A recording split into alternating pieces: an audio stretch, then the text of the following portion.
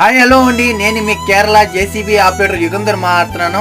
ఈరోజు కేరళలో చాలా అంటే చాలా పెద్ద ప్రమాదం అనేది చోటు చేసుకుని అనమాట. ఏంటంటే ఒక పెద్ద కొండ విరగపడి ఒక ఊరి మీదే పడిపోయింది అనమాట. ఊరి మీదే పడి ఊళ్ళో చాలా మంది కొట్టుకెళ్ళిపోయారు. ఒక 20 మంది వరకు చనిపోయారు, 50 మంది వరకు హాస్పిటల్లో ఉన్నారనమాట. ఓకేనా?